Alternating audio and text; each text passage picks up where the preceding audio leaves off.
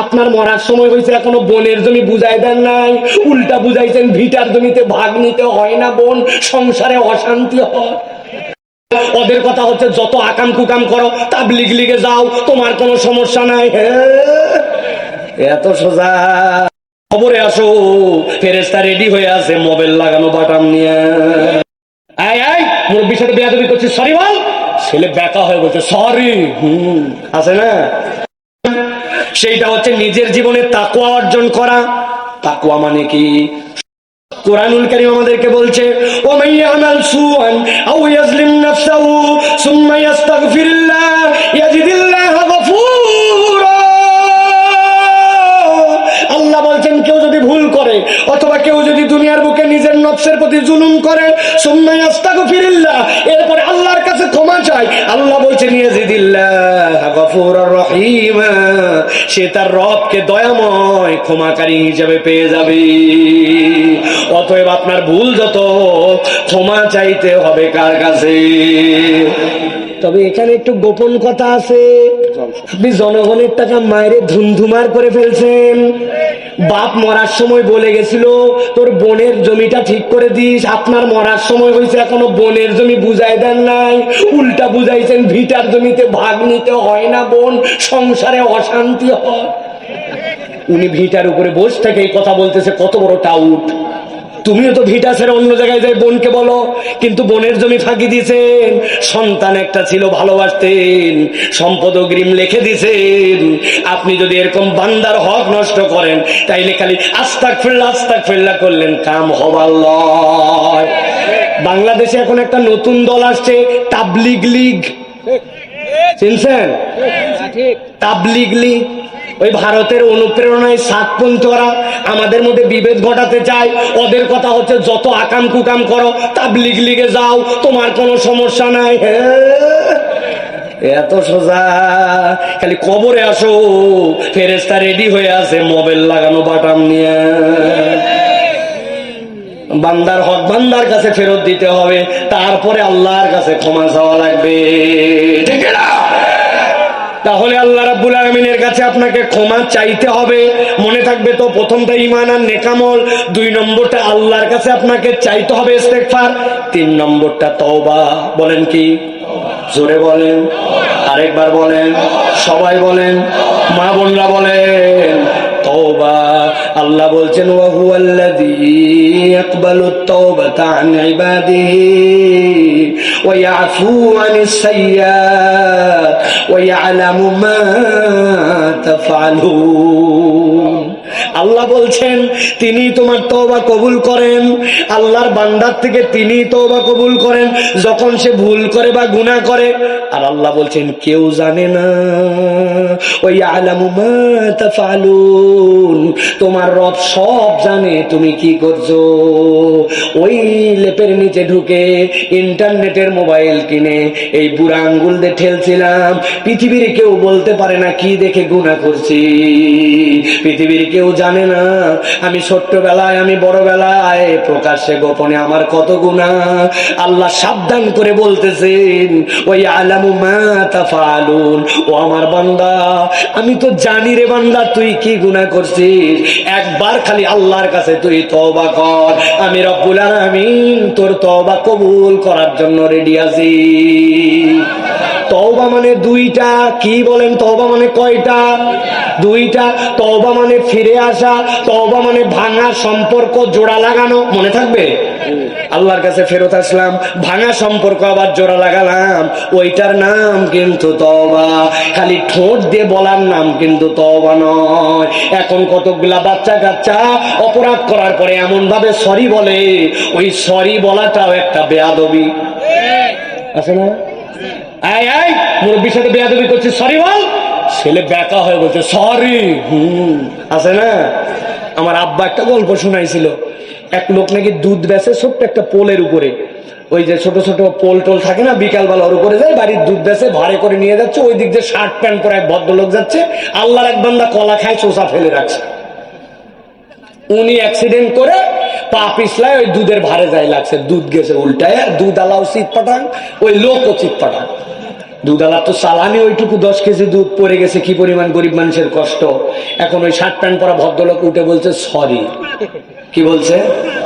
মুরব্বী খেপে বলতেছে, এই বেকুব, সরবি তো সরবি, আগে সরলু না কেন? বুঝে থাকলে বলেন তো ভাই, উনি কি বলছে সরি না সরি? কিন্তু এই লোক কি বুঝছে? বলছে সরি, মানে এখন সরতেছি। বলছে সরবুই তো সরবু, আগে সরলু না কেন? দুধ ফেলানোর পর সরলু। এখন আমাদের সরিও অনেক সময় এই শরীর মতো, মানে এটার সাথে কোনো দিলের সম্পর্ক নাই, ঠিক কিনা? তওবা যেন এরকম না হয়। আল্লাহর কাছে প্রমিস করলাম, অতীতে ভুল করছি, প্রতিশ্রুতি দিলাম ভবিষ্যতে করব না, এখন হৃদয় থেকে অনুতপ্ত। এর নাম হচ্ছে তওবা, ফিরে আসা, ভাঙা সম্পর্ক জোড়া লাগানো। তাহলে এইটা গেল 3 নম্বর। 1 নম্বর ঈমান নেকামল, 2 নম্বর আল্লাহর কাছে ক্ষমা চাওয়া, 3 নম্বর হচ্ছে তওবা। মনে থাকবে?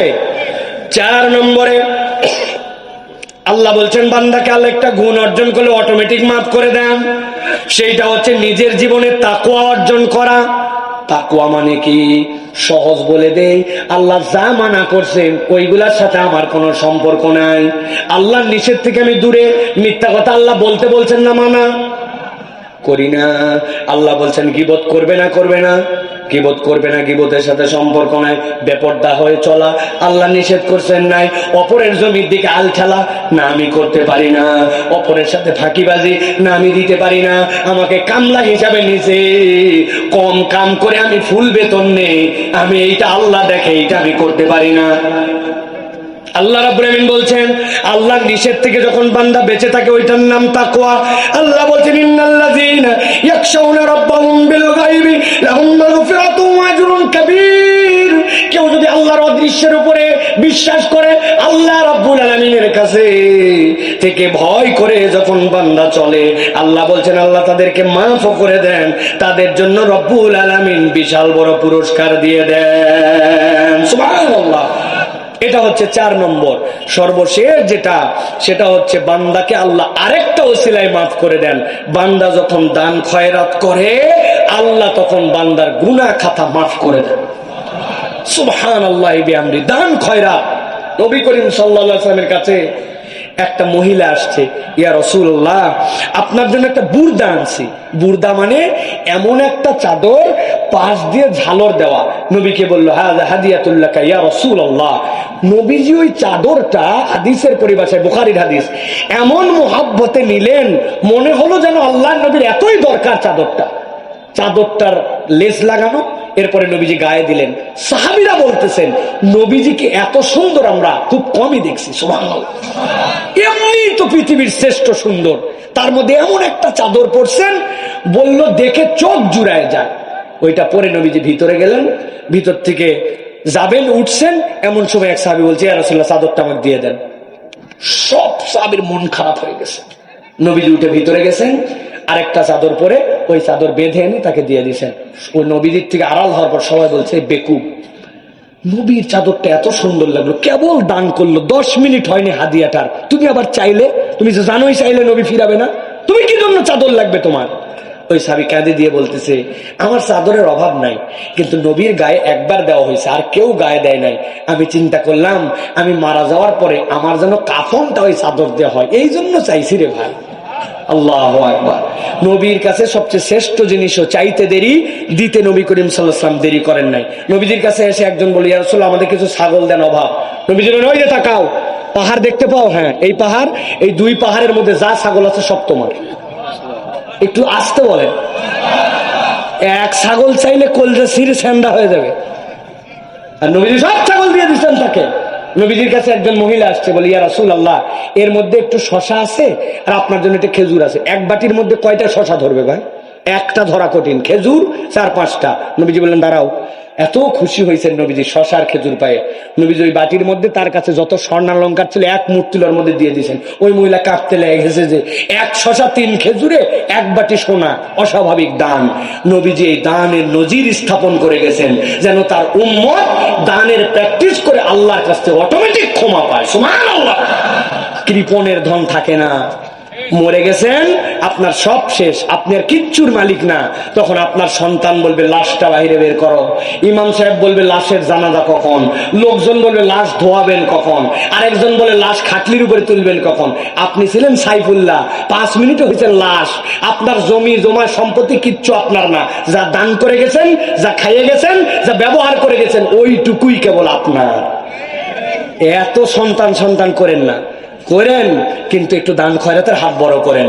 তাহলে এইগুলা যদি আমরা করি, তাহলে আল্লাহ রাব্বুল আলামিন আমাদেরকে কল্যাণে ভরপুর করে দিবেন। আজকের দিনে শেষ আয়াত 30 সেকেন্ড, পুরা কোরআনে একবার আসছে। কয়বার? কয়বার? আল্লাহ বলছেন আশ-শাইতানু ইয়াইদুকুমুল ফাকরা ফায়ামুরুকুম বিল ফাহশা। শয়তান তোমাদেরকে ফকির হয়ে যাবে ভয় দেখায়।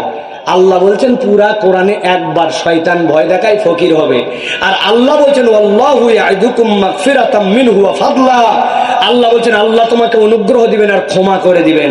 তার মানে তুমি গরিব আনার ভয় করো না, হাত বড় করো। আল্লাহু ওয়াসিউন আলিম, আল্লাহ মহা প্রশস্ত মহাজ্ঞানী, আল্লাহ তোমার ওই ভান্ডার থেকে তোমাকে দিয়ে দিবেন। সুবহানাল্লাহ। তাহলে আমাদের গুনাহ মাফের জন্য কয় আমল? 5টা মনে থাকবে তো? দান সাদাকা, এরপরে বলেছি তওবা, তারপরে বলেছি তাকওয়া, তারপরে বলেছি আল্লাহর কাছে ক্ষমা চাওয়া, আর বলছি ঈমান আর নেক আমল। আর প্রথমবার বলেছি কোরআন আমাদেরকে কয়টা উপকার দিবে? 4টি। আল্লাহ রাব্বুল আলামিন আমাদেরকে যেন বোঝার তৌফিক দান করেন, বলেন আল্লাহুম্মা আমিন। আল্লাহ রাব্বুল আলামিন, আল্লাহ রাব্বুল আলামিন যেন আমাদের সকলকে জানে মালে বরকত দান করেন, বলেন আল্লাহুম্মা আমিন। আমরা একটু দোয়া মোনাজাতের দিকে যাব। সূরা ফাতিহা পড়েন সকলে একবার, সূরা ইখলাস পড়েন 3 বার, দরুদ শরীফ পড়েন। একটু পা বদল করে সুন্দর করে বসেন, একটু বাবা পাগুলা নামায় বসেন, আদবের সাথে বসেন একটু সকলে। এতক্ষণ রিল্যাক্স বসছেন, এখন ওটা আদবের সাথে সকলে বসেন। বাচ্চা কাচ্চারা, যুবকরা, ইয়াংরা বসো ভাই। বিসমিল্লাহির রহমানির রহিম। সকল প্রশংসা মহান আল্লাহ তাআলার। সম্মানিত দর্শক, সম্মানিত ভিউয়ার্স, ট্রেন্ডিং ওয়াজ চ্যানেলের সাথে থাকুন।